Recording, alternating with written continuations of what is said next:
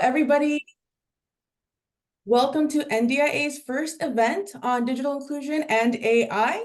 We are very thrilled to have you join us as we navigate the role of AI within digital inclusion.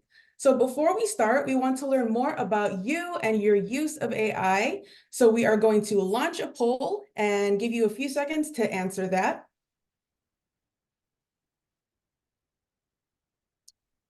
Let me see if okay, I will launch it right now. All right, so you should be able to see a poll question. I see folks answering it. The question is, I have used ChatGPT, and then the selections are never, once, multiple times, or regularly. Give you a few moments to think about that.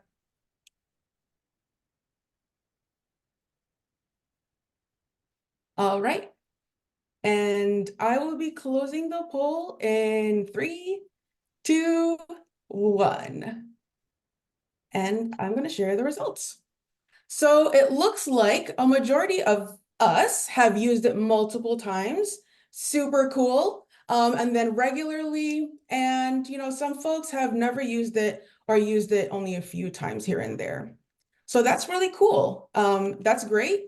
And for those who might not, who have answered the never or the once, that's all right. You're in a good place. So all right, so some of you might be thinking, why are we here? Why are we having this conversation? And for those of us who are on the NDI listserv, we know that there have been lengthy conversations and discussions about what is AI and how does it relate to our work as digital inclusion practitioners.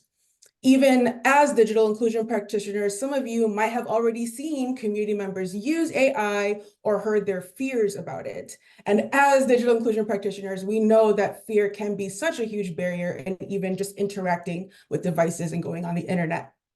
There's a lot of uncertainty regarding AI, but the one thing we know for sure is that AI is here and our community is already using it in one way or another.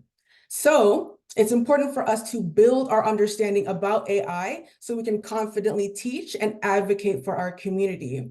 Since digital skills programs are essential for people to learn how to safely and confidently use AI, it's important for us to learn how to teach that so that folks can gain that confidence. Also, it's more important for digital inclusion practitioners to gain that confidence about what AI is. So again, they can be part of the conversation on policy discussions and advocating for their community on what best AI practices would fit for their community. Sorry about that. And also, AI tools are already existing and they're already being used by our community. So it's important for us to be part of that entire process, from development to equity, inclusion testing, to feedback loops for continuous improvement. Our role as digital inclusion practitioners are crucial in this. And for those of us who are thinking, what even is AI? Don't worry, you're in the right place. So for the next hour and a half, our time together will be broken up into 2 separate segments. First, we're going to kick off this session with a training from Ernst & Young, where you'll get to learn more about an overview of what is AI, what are the risks and considerations, and how you can continue learning more about AI after this call. And then we're going to jump into our Q&A section, and we're going to answer your questions about AI and its role within digital inclusion. Some housekeeping things before we begin. If you do have questions, we will be answering it during the Q&A, not during the training portion. So keep that in mind. And if you do have questions, please put those questions in the Q&A chat. You can find that in the toolbar at the bottom, and then there's going to be 2 icons of like chat boxes that says Q&A. So please put all of your questions there. There is an option to submit your questions anonymously, so use that to your advantage. All right. So next up, we are going to have our AI training. So I will like to introduce Anethra Ranganathan. She is the Senior AI and Data Consultant with Ernst & Young. Thanks so much, Pamela. Really excited to be here with you all today to have this important conversation about artificial intelligence, also known as AI. So my name is Nature Ranganathan. I am part of Ernst & Young's data analytics group, really been working in the AI space for the past few years, more recently working in our generative AI space, so kind of seeing this evolution of this technology over time. So For today's agenda, I want to spend some time really level setting and talking about what is AI, the impact of it, and then explore kind of the transition that we're now seeing currently from AI to generative AI. Then I want to spend some time talking about use cases in the nonprofit sector that may be applicable to many of you in the space, as well as spend a good portion of the time talking about the potential risks. There are risks associated with all great things, but it's really good to talk about that as well as mitigation strategies we can employ to best navigate this. After that, I'll talk about some self-education resources and then open it up to Q&A. Okay, so Pamela's given us a great intro, but exactly why are we here? So based on the polling results, a lot of you have used ChatGPT. Some of you seem to be using it frequently, others here and there, and some may have never used it before. So kind of where we're at right now in society, we're seeing that AI is not just a buzzword in technology circles. It's a reality that's part of our daily lives, whether or not we know it, see it, it's there. Whether it's personalized recommendations or smart assistants in our phones, it's everywhere. And in this past year in particular, we've really seen some monumental strides in the AI space, especially with innovations like ChatGPT. And so for those of you who may not be as familiar with this tool, ChatGPT was developed by a company called OpenAI.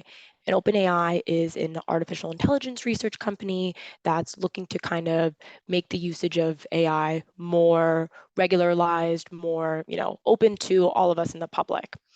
And so this tool, it wasn't just another tech update. It was probably one of the first tools that was a real tangible thing we could use and really understand and see, okay, AI is not just a complex concept, it's a practical everyday tool that we can use.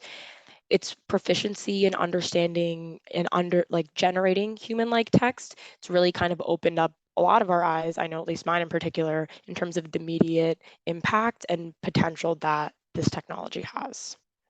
So before going even deeper, I want to spend some time kind of context setting about the different terminologies and tools in this space. So common buzzwords you might be hearing, kind of want to set a standard definition and explain how these are all interconnected here.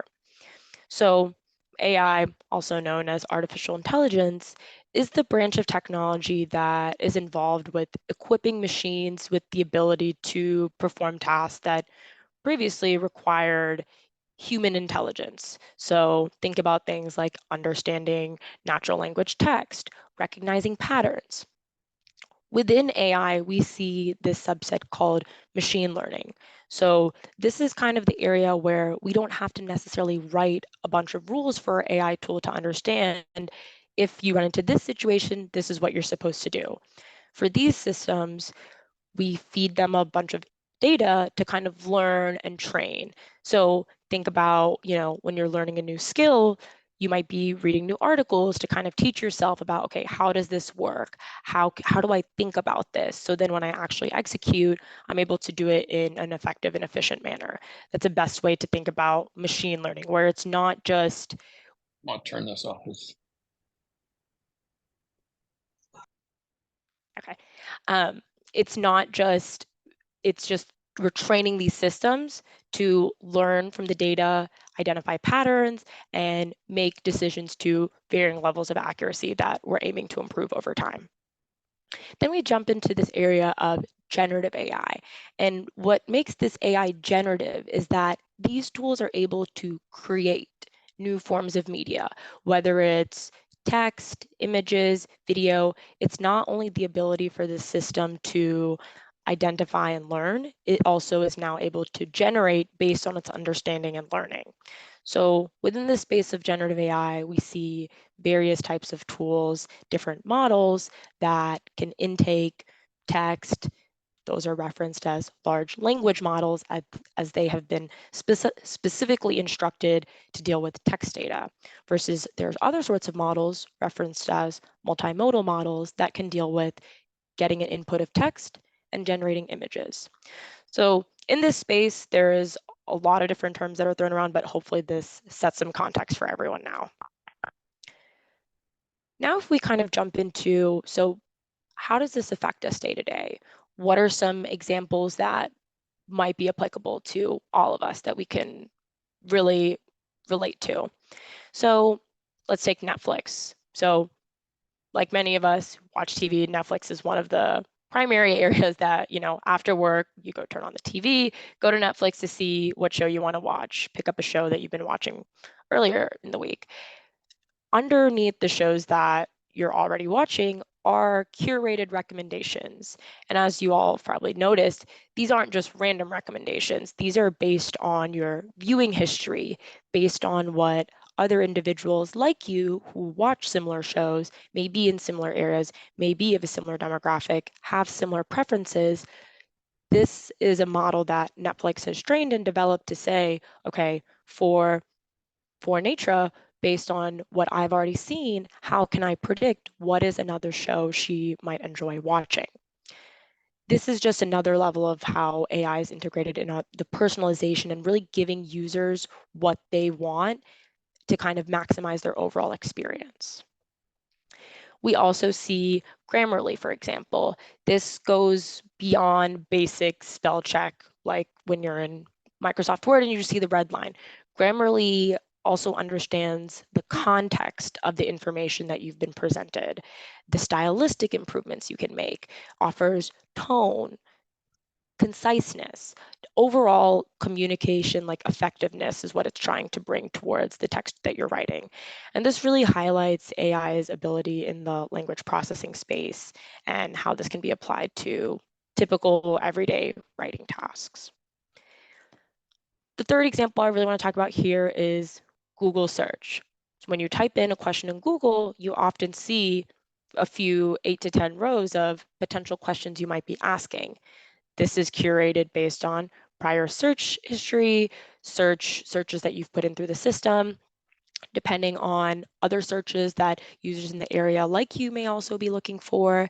Again, this is just part of the overall theme that we're seeing of this true user customization from all these tools. So after seeing some of these examples, I really want to spend some time here talking about this transition from AI to generative AI. So historical AI solutions, like I mentioned before, rule-based writing conditions, and we've seen an evolution from that into being able to feed these models data, train them, employ different tools and techniques to help them maximize how they're using the data, how they're learning. That's part of their internal training process. Now, this leap into generative AI is honestly a really significant leap in terms of the fact that now these models can generate new outputs. So the ability for machines to complete tasks like writing poetry, creating music, or even generating images. That's kind of the future that we're stepping into now in the AI space, where new content. Nature, there was something in the chat, and I know you're kind of using generate and create and kind of like it's kind of like parallel meanings, but like is there a subtle nuance? And I think this is what is it David, I think, had posed the question. Can it really create or does it generate? And is there a difference between the two? I would say it's a matter of, it is creating and generating are used synonymously, right? Where it's like you have a model that's been trained on 5,000 images. Maybe it uses some piece of image 1 and a piece of image 2, and it kind of creates a new output. It can also generate previously seen outputs. So if you ask it, generate me what the Eiffel Tower looks like, that's probably already part of its learning repository knowledge. But then if you ask it, generate me an image of a kid riding on a bike that's blue off in the sunset in Iceland. Maybe an image that's not already out there, but because the model's been trained on information and images that sit in all these areas, it's able to discern what components it all needs to pull in together to then, in this situation, potentially create something that doesn't already exist. Got it. Okay. So spending some time here. So if you look to the right of the slide, there are some examples on different AI tools in this space. Each can take in different mediums and output different outputs. So for example, DALL-E. DALL-E is also created by OpenAI, the company that made ChatGPT. And what this can do is you can give it a one-sentence description and the output would be an image. Similar to this, Midjourney is another tool where you can give set text inputs and get image outputs. Perplexity is an example of an AI tool very similar to ChatGPT. However, this is more focused on the research domain, more specified, nuanced questions for research topics versus ChatGPT is meant to be more used for conversational, broader back and forth Q&A question and answering. So there's a vast set of tools in this space, each curated for different types of use cases and applications. I encourage everyone to kind of take some time looking through the different free resources and tools we give at the end and kind of play around and see what capabilities all of these have. So now it's also important to recognize with a lot of these advancements in AI, the need to address the risks and the mitigations. And we'll spend some more time really diving into 3 key risks and mitigation strategies. But overall, as AI systems become more autonomous and their outputs are more influential, the line between beneficial and harmful becomes a little bit more finer. The area gets a little bit more gray. So the same AI that generates art can be manipulated to produce misinformation.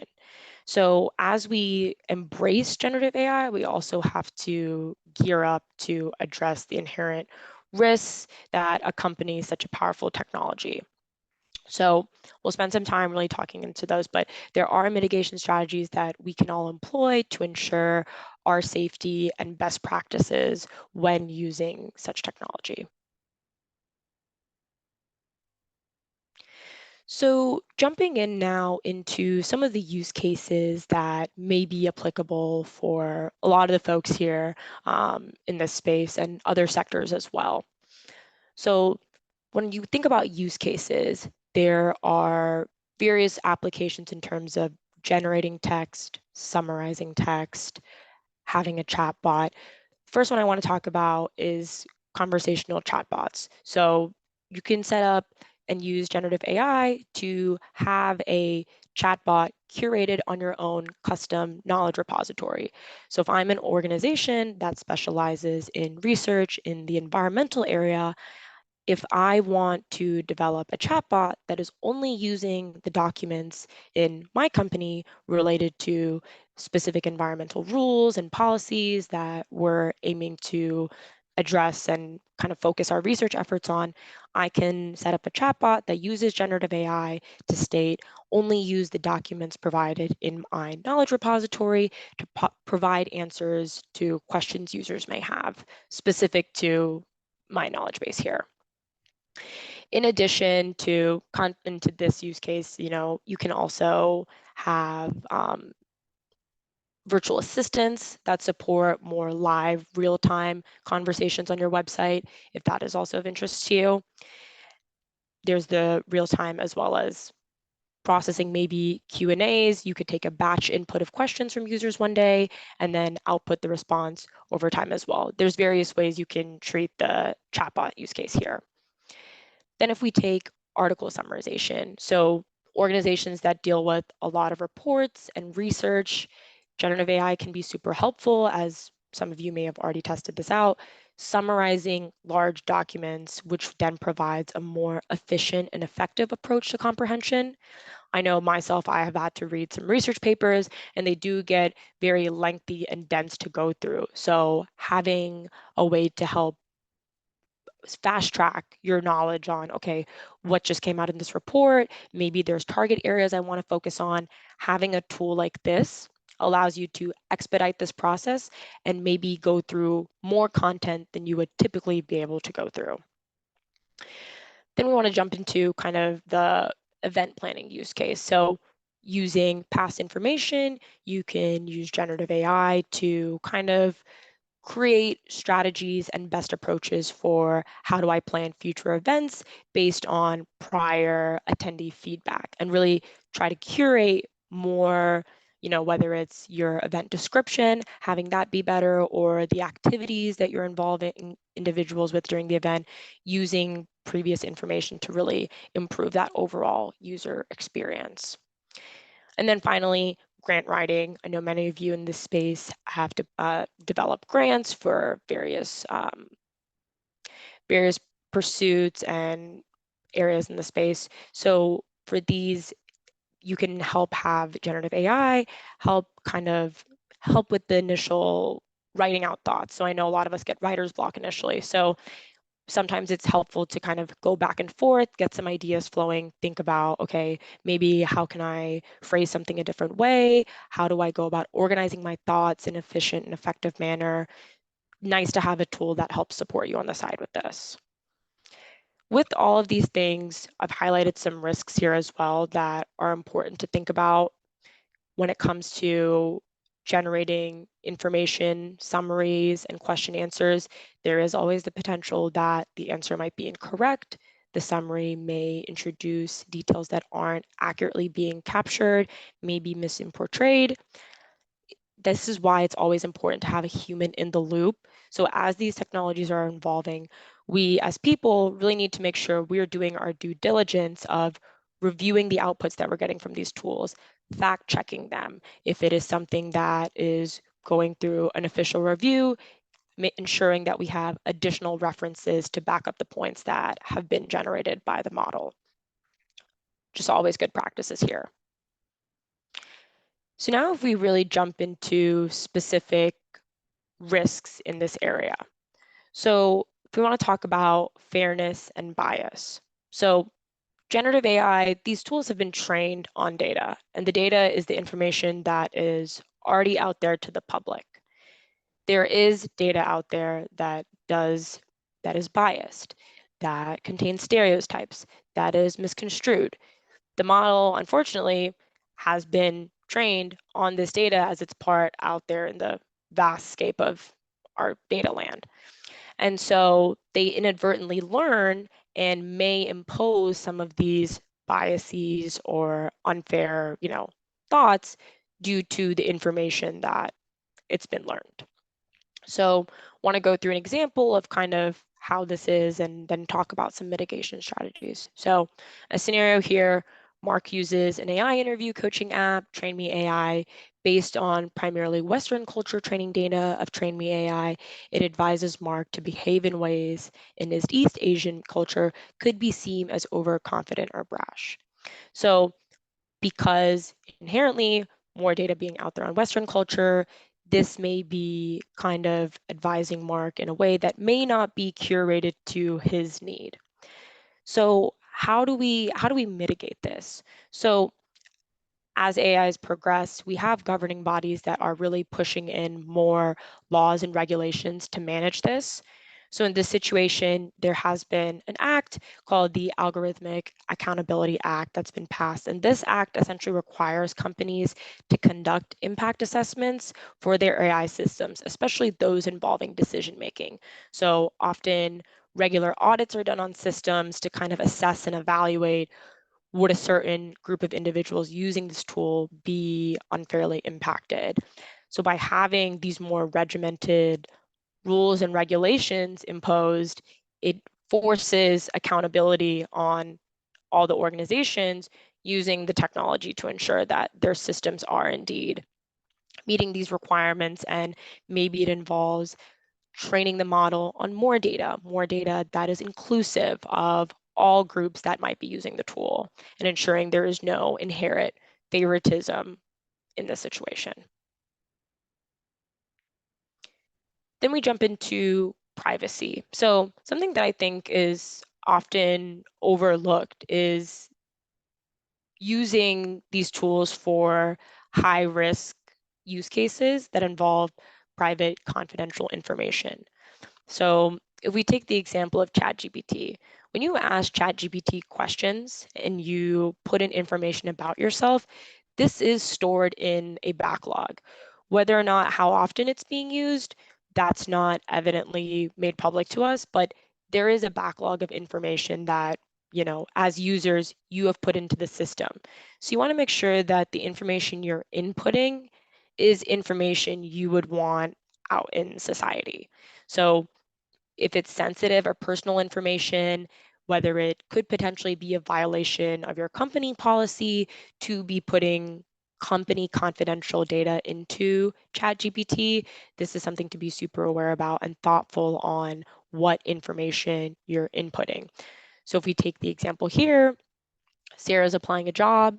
She wants to sharpen her resume bullets so she can put resume details into ChatGPT.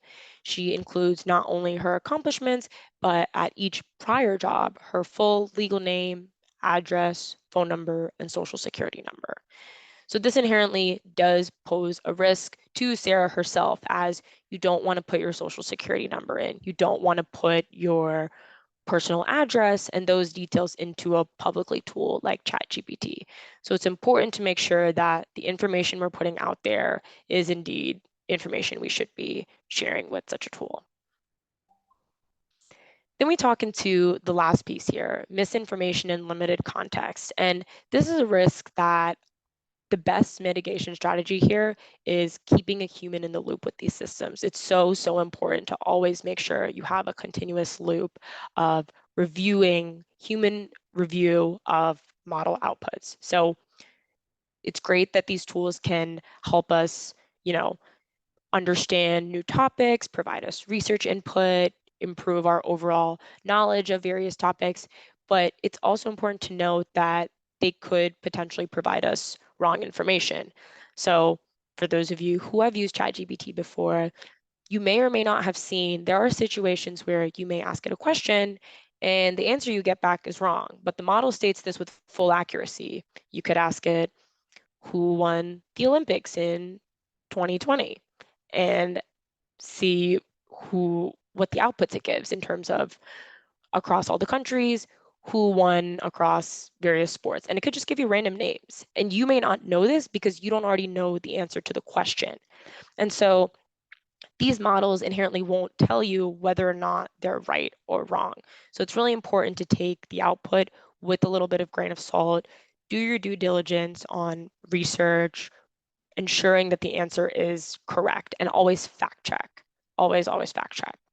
So this example here, we talk about an individual, Mike, uses a Gen AI tool to help with research for his paper on space. Presumably, this will be at school. He's going to submit this to his teacher. If you were to just ask ChatGPT to write this paper for him, there's a good chance that there will be some logical fallacies in there. It may be very clear that an AI tool has written it. Sometimes we can also tell. If you read something and it doesn't sound like naturally spoken, it is very evident that, this has been fully generated by AI. So it's always important to ensure your tone and the message you want to convey is always incorporated in the information that you're getting from the model and then pushing out elsewhere. Then kind of after talking about all these things, so now what? What do you do with all this information? So it's really important to think about, so within your organization itself, what is the impact Gen AI will have? What are different opportunities you can use to integrate this technology into your own organization? I know it can seem daunting at first, but it's always, I think about it in terms that, this technology is here to stay. How can we best equip ourselves with knowledge on how to integrate this within our organizations? How do we ensure that we're part of the innovation, keeping up and effectively utilizing our resources and maximizing what we can out of this technology? Alongside this, for people that are really interested in the technology itself and getting hands down into the code, how do you go about developing a solution? There are playgrounds out there. If you go to OpenAI or Microsoft Playground, you can play around on a free account with some of these tools, give some prompts, see what the output looks like. It even lets you change some of the really specific details of the model, which are part of the training process, to kind of see how all of those pieces play together. Another thing is also so much information is coming out from the news, podcasts, articles, different individuals on LinkedIn, Twitter. It's best to, keep up to date, see the news, do weekly research every now and then on new articles that have come out based on new rules, new findings from research papers on where we see this technology progressing. Alongside this, you all have made a great effort to come to this AI webinar today. There are many AI workshops, additional online sessions where folks come to talk about, how can they apply these technologies in their area, in their specific business domain? How do you start from use case ideation all the way to how do I push this model into a production environment so end users can use it? And then how do I evaluate how is my overall solution doing? Maybe I was replacing an old solution at my company with this. How can I evaluate and assess the true business impact, dollar amount, time amount saved by this new solution? So there's many types of conversations and discussions to be part of. It's a really exciting time and space to be in, and I encourage everyone to continue their internal knowledge upkeep in this space. And then I believe we will be sending these in the chat of some web-based learnings. Two particular websites that I think are very user-friendly and good to kind of get started in are Coursera and Deep Learning AI.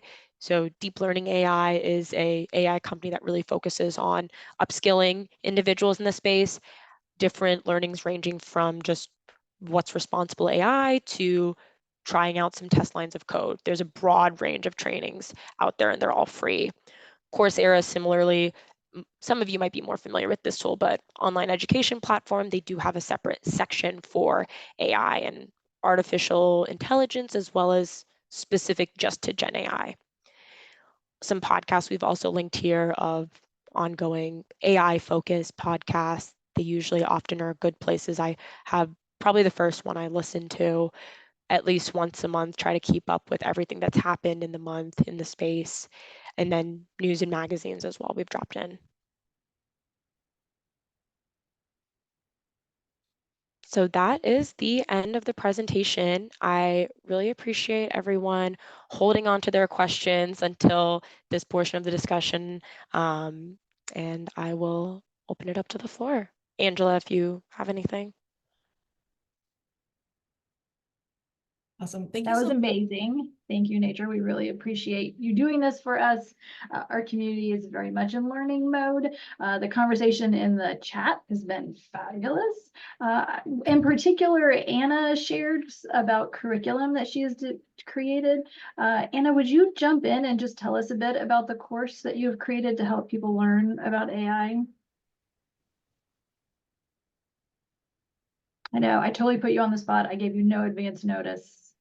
No, this is fine. Thank you, Angela. I just turned on my microphone.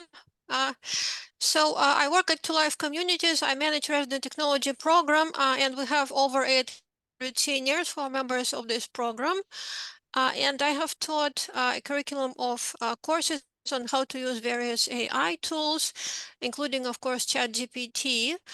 So you may think that seniors won't be interested in using ChatGPT because it may be too complex for them, but no, they jumped right in and they were very excited about mastering this new technology. And this technology is really very user-friendly. So on the one hand, it's incredibly sophisticated, but on the other hand, if you are the user, you can learn to use ChatGPT even if you have only very basic technical skills. So our population is very multilingual. We have many Russian speakers and many Chinese speakers who speak Mandarin and Cantonese. So on the one hand, they need to overcome the certain technical difficulties in terms of learning how to use computers and smartphones. And on the other hand, they're dealing with overcoming the language barrier. So they often don't speak English at all, or they're not fully fluent in English. And ChatGPT is a technology that is great for overcoming the language barrier because it can be used as a language teacher of sorts. in a variety of ways. So seniors can use it to translate text.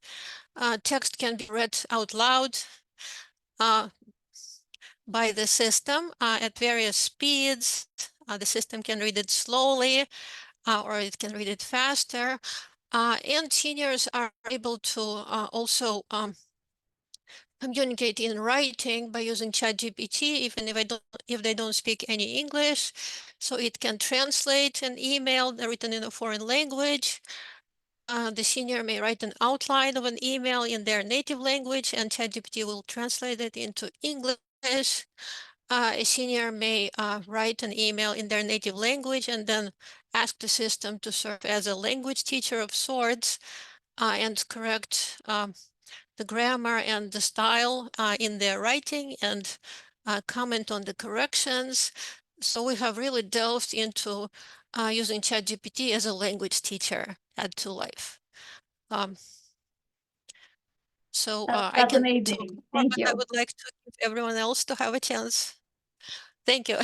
Yes, no, thank you for sharing. I think the fact that you took the initiative to start teaching AI, we expected that that was happening within the NDIA community, but weren't sure who all was doing it. So thank you for speaking up and sharing. If other folks are in that process of figuring it out in terms of what, maybe even starting to teach it or deciding how you're going to teach it, welcome you to share that in the chat.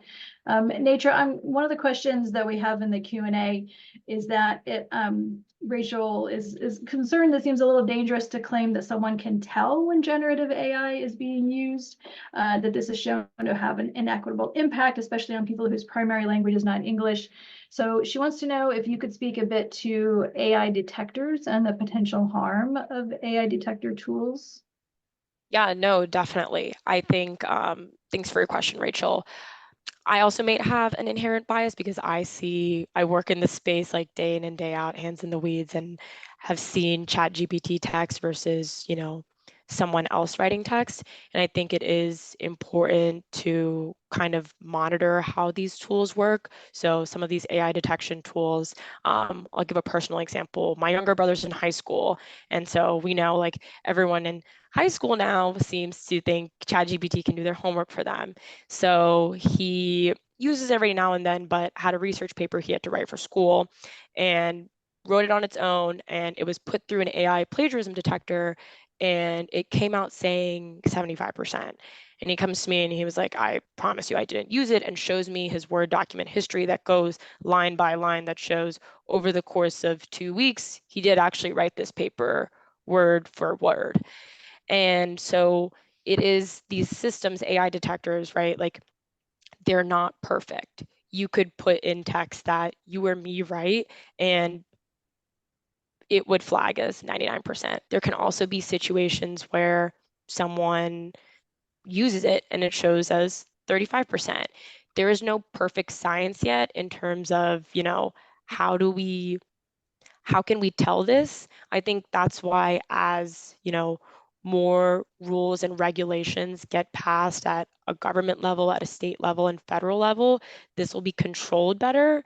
In the meantime, it is up to individual organizations and users to ensure whether we're reviewing information, if there is a review panel of 5 different people that are reviewing the same sort of content, and then we take kind of an average opinion of these people and say, okay, we agree that this content was truly written by an individual. For now, that's kind of the way that we've been seeing that this has been employed. And hopefully, as time goes on, there is a more replicable way of doing this at scale. Let me know if that answers your question. Yes, thank you, Netra. Aaron Schill, can you come on and ask your question, please? I can. Okay, there we go. Thank you for all this. This is great. So my question, I'll just use my own personal experience. The last 3 searches I've done using ChatGPT, just kind of testing out different things, have produced completely made up results. So one of them was a quick lit review, like give me 5. We're doing at NDIA, we're doing a research project on digital inclusion needs of people of color with disabilities. The first 5 journal articles it gave me were entirely fabricated. The authors existed, they were real researchers, but none of the articles existed. The second one was like, I want a new running route. So give me a couple of 3-mile running routes starting and ending at my house. And it gave me real streets, but the streets don't go in the direction. So it said turn west on a street that goes north and south. And it gave me all kinds of mileages that were not 3 miles. The streets didn't connect. So it said turn left on a street that's like 3 miles away from the street that I was supposedly on at that point. So like completely fabricated. So in my own experience, like there are these questions about like fact checking and stuff, but I've seen just huge inaccuracies in what's coming out. So how do we help people understand like how trustworthy this is when you can't see how it's generating the information? So are there statistics out there to help you understand like, you know, this is right 50% of the time maybe, or like how do people better understand that and get more transparency? So the thing I will say about that is, so great examples, right? When it comes to some of these more critical reasoning tasks, I like to try to break up the task into what is the smallest viable component. So a lot of the prompting techniques that are used for these tools to kind of detect, okay, I'm giving you this task, you're failing. Why are you failing? So for your first example on the different article journal types, asking it first, return me a repository of, you know, the subject area that you'd mentioned, of individuals in that area. Ensuring that, you know, you give it a starting ground of, I want you to use this website to then pull articles from. Then you ask it, okay, give me specific article names, as well as reasoning for why you're selecting it. There have been prompting techniques, for example, chain of thought prompting is a method that some researchers have been using that make the AI think, okay, you're giving me an output. Now let's think step by step. You're asking it to deduct from from step one, why are you getting to your final answer? What are all the different things you're doing to get to this final point? Similarly with your running task, if you were to ask the model and say, I live at this location, I want your help generating a route. I'm going to start on this street. Where should I go next? Helping guide through like step by step with some of these more complex tasks does often help with these solutions. However, with the misinformation, this is always keeping human in the loop, ensuring that some of these tools, for example, ChatGPT was made to be more conversational. So just quick tidbit back and forth. There are other models that are out there that have been built to kind of take in more information, be better and more curated for certain retrieval summarization tasks. There's a company called Hugging Face. They've put out a lot of open source models, so models that people just like us have developed and curated for specific tasks with their actual training data on examples that they've trained it on with. They've given examples of those. So I think it's a mix of multiple things. Testing out different tools, because ChatGPT is not a one-stop shop for all. It was trained for short conversational tasks. Ensuring that when you're asking the model a task, if it is a little bit more complex or if it is generating an incorrect answer, breaking it into the smallest viable component and kind of building those prompts together, chaining the outputs that you'd want to see, okay, can I get to my final output now? And then finally, again, like keeping human in the loop. We're always going to have to evaluate and assess, okay, what is the level of accuracy that we're seeing? Where does our model perform good at? Where doesn't it? How can we pivot? Thank you. Lots of folks want Anna's curriculum, so Anna's going to put it on the NDIA listserv, so folks do not need to send her your email address. She'll just put it there. You can go find it there. There was also a quick discussion in the chat about AI policies. So NDIA has shared our internal NDIA policy on the NDIA listserv. I welcome others to also share their internal AI policies so we can learn from each other. We are certain that we are going to constantly be updating our internal AI policy as we learn more and as the uses of AI keep shifting. And a few folks are talking about like prompts and how to create prompts. Natra, could you talk a little bit about how, like you noted like further refining prompts, but are there some best practices around creating prompts that folks should think about?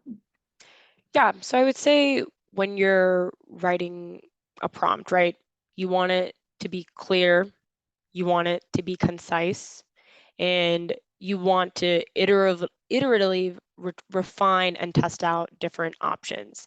Because depending on the tool and the model you're using, it may respond better to certain ways that you're structuring it. So I'll take the example of OpenAI's GPT model. When I'm writing a prompt and I give I'm first setting the context and saying, you specialize in financial services, you are an expert Q&A bot. And let's say I want to pass in a question. It's helpful sometimes if you're passing in inputs to these models to have like a delineator that say, okay, maybe I'm giving you an example. I'm showing you an example of how I want you to respond. So I say, I'm going to provide you an example delineated by 3 brackets, dash, dash, dash, example. And then you have the output. Then you have your actual input that you're passing in. And in your instruction, you want to say, after the example, I'm going to pass in the true question I want you to answer, delineated by dash, dash, dash, actual question. So by having these delineators for the model to understand, okay, you're providing me with an example. Examples are very helpful to kind of guide and state, okay, this is how I would want you to respond to a question, whether it's stylistic, in bullets, whether I want it to be numbered bullets, comma separated list, giving that example of what you want the output to be like, delineating what is the example from what is the actual, and ensuring that your instructions are clear. You want to make sure that you're not using too many jargons, too many like additional adjectives. If there are certain acronyms, best to define them up front, that because it's also dependent on what the model has been trained on. So if you have an acronym that's specific to your organization, but maybe publicly is more used in a different manner, it's important to kind of provide that in context learning upfront. So I'd say those are some best practices, putting in examples, using delineators, as well as keeping it concise and very clear on what your goal is. Super, thank you. To clarify, the AI policy that I mentioned earlier, those are internal AI policies for an organization. So NDIA is not engaging in federal policy discussions about AI policies. We are instead just trying to figure it out right now. We might decide if we want to do that at some point in the future, only if you all tell us that that's really important. But it's right now just internally how to make decisions about what one should do and what one shouldn't do. Nature, how much do we know about how generative AI tools are using information scraped off the internet? Should we all assume that anything that we've put online has been pulled into generative AI tools? For each tool, it also depends on like the company and organization that's developed them. So for example, OpenAI has not publicly disclosed all of the documents they use to train their model versus some of these open source models. And when I say open source, I mean models that are generated by individuals in the public and are found on a website called Hugging Face. That's kind of like the public repository of some of these generative AI models. So in there, users often for more open source models, the code is publicly made available of what it's been trained on, how it's structured, the performance, the evaluation. That's a little bit more upfront and open because the user's not building this for profit. They want to share this openly and kind of let people know if the data they had was synthetic, made up, where it was pulled from, if they're pulling web pages from XYZ articles, so on and so forth. So if they're doing that, but is that true of all the AI tools out there? Like, do we really know where they're pulling the other, say like Google's Bard, do we know where that information is being pulled from? For companies like, for example, Google with their search engine, they have data based on users using their tools. So just our usage itself, whenever you sign up for like Netflix or Google, like you agree to different privacy like rules and regulations. Part of that is also what is your history? What is your browsing history? What is your Netflix use history? Those sorts of things. So organizations that have their own like platforms with models overlaid onto them have different data they can use versus, for example, like Google's BART, depending on their whatever their like privacy laws and like agreements say, they may or not be able to use user data from Google search to build this model. So I think it's an organization to organization thing. And I think I just saw in the chat, yes, Hugging Face is like a GitHub for AI models. That's the perfect way I'd explain it. Yes. Super, thank you. Nature, can you talk also about how much effort is required for someone to really use AI well? Like, is it reasonable for somebody to pop in and be able to figure out, say, their running route or something? Or does there need to be a level of skill to be successful with the tools? I think it, you know, a good starting point for everyone is just to be able to write a good prompt and a good instructions. I will say, like, ChatGPT, everyone thinks ChatGPT can do everything. It can't. There's a lot of tasks it's not good at because it was trained and tuned specifically for the conversational task, quick questions. So the model that ChatGPT is built from is called GPT, which stands for Generative Pre-trained Transformer. So if you were to give a question to the chat version of the model versus the actual much larger model that isn't just configured for the chat setting, you might get a much better output, as well as maybe you have a model that focuses on summarization of just research papers. Because this model has been fine-tuned from just being good at a generic task to a very specific task, and fine-tuning has been done on it. Fine-tuning is a process where you have a generic model and then you want a very specific subset task. So then you find the data, the information you want it to learn to say, get really good at this, feed it that, train it on that. Then you test and you see, okay, now that you've had that learning process of, okay, this is what a good summary looks like from this research paper. Now I'm a little bit more curated and fine-tuned to kind of execute on that.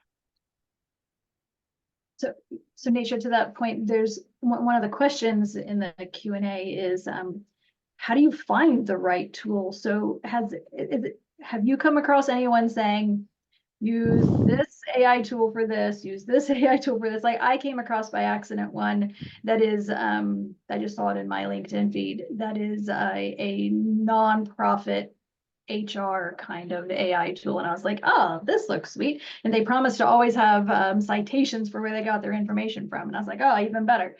So like that seemed like a really specific tool with a really specific use case. Have you come across anyone who's out there organizing the different tools? I would say unfortunately, there is not a one-stop shop. And I think that's kind of where, you know, our community comes into play, where I know for myself, whenever we're doing new projects at work, we reach out to other teams that we kind of work in parallel with and see, okay, have you done this task before? What have you tried? What tools, what platforms? Because every day new things are coming out. Someone can take a generic model, have their own internal data, fine tune it, and then publicly push it out there. Like after ChatGPT came out, we saw so many different variations. There was like chat PDF, chat text file, chat, so many different variations. So we're still kind of in this new era of Gen AI. It's this new shiny object. Everyone's making 1,000 different versions of something that the wheel's probably already been spun on, but it's a different UI, it's a different user interface, different capabilities with it. So I think definitely like having like discussions, seeing what other people in your area are doing, keeping up with what's being put out there. It's like an ongoing educational thing. Right. So this is the importance of us having a community. Just as within the NDIA community, there are those who are digging deep on ACP, those who dig in deep on digital skills or computer refurbishing, whatever their different areas. Where NDIA is thinking maybe this is another area where we would have a subgroup of folks who want to talk to each other about it. Isaac asked a question in the chat, what can we do as the NDIA community to make sure AI keeps its place in the conversation of digital equity, and that the conversation evolves as AI evolves? I think that's a really good question, and that's really a big purpose of us being here, because AI is going to cause these digital divides even further and new ones that we as a community need to figure out how to elevate it. One of the other questions in the Q&A was regarding AI funding and having it get to those folks who are in disability communities and serving new residents. And I think there is a lot of AI money floating around out there, but it's like they're not thinking about digital equity community, and it is up to us to say, yes, of course. Yes, of course we're going to teach AI. It's a natural progression. We're going to do it carefully, though. We're not just going to jump in because we see some dollar signs. We're going to make sure that folks are being safe when they're doing it. So NDIA's role in this, I think, is to pull the folks who want to have these conversations together so we can figure out, like Anna already having figured out some curriculum. That's amazing, and her willingness to share it and talk to folks about it. Anna, will you be at Net Inclusion in Philadelphia? She will. Look, Anna's going to be very popular. I'm presenting actually, yes. Oh, great. Okay. Anna, if you would find the day and time of your session from Sched and put it in the chat, then folks also would have that way of getting a hold of you. We are going to have another session on AI that I'm moderating that we are in particular. We're going to learn from some ed tech folks who are further down this path than some of us who are more in the adult ed tech realm. But then also we've convinced Dell, I think this is okay to say publicly, Christy had to run to her basement because bad weather in North Carolina. So she's not here to shake her head at me that I'm not supposed to say this. Oh, there she is. Oh, shit. Okay, well, too late now. So Dell's going to do an AI playground for us at Net Inclusion. Oh, tornado watch over. Good. I'm glad you're safe, Christy. So they are going to set up a few computers, and they'll have different AI tools on them, and they'll have humans, because again, we can't leave out the humans from all of this. The humans will be there to guide folks playing with the tools, and you can ask questions. You can be like, why did it give me this answer?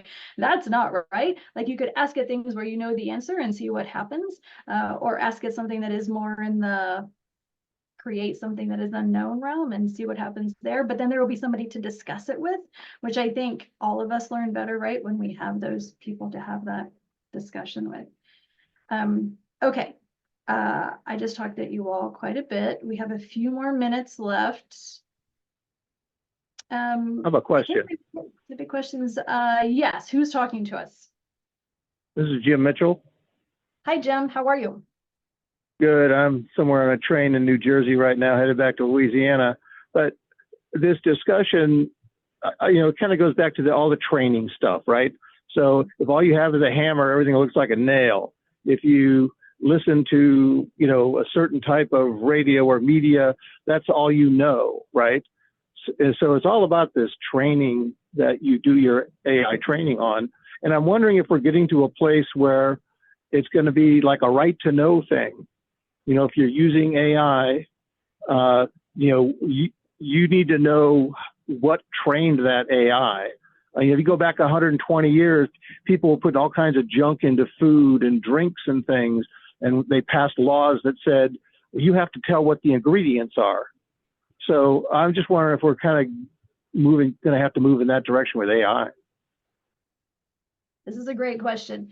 And one of the things that I'm wondering is if the digital equity community, if by teaching these tools and getting a greater understanding of how your community members are using the tools, if the NDIA community doesn't then also end up being the place that can influence those public policies, right? Because so take ACP, for example, that the NDIA community so knows that so well. We have really influenced what the FCC, how the FCC and USAC run that program.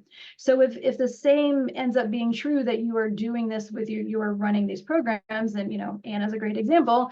Should we make sure Anna's talking to policymakers, or does Anna do that in her locally?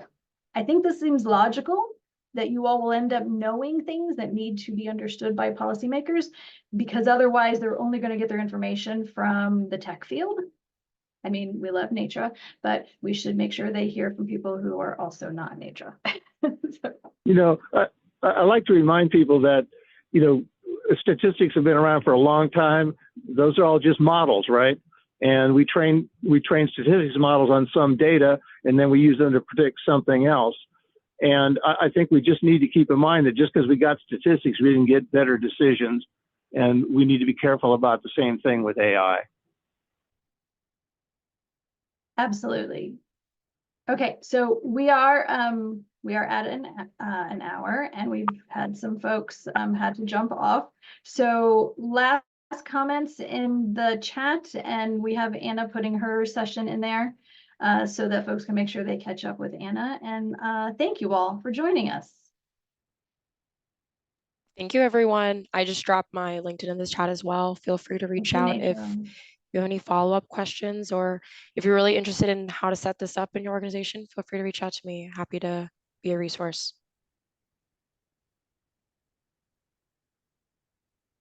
Perfect. Everyone stay safe. Apparently it's very dangerous today. Bye, everyone.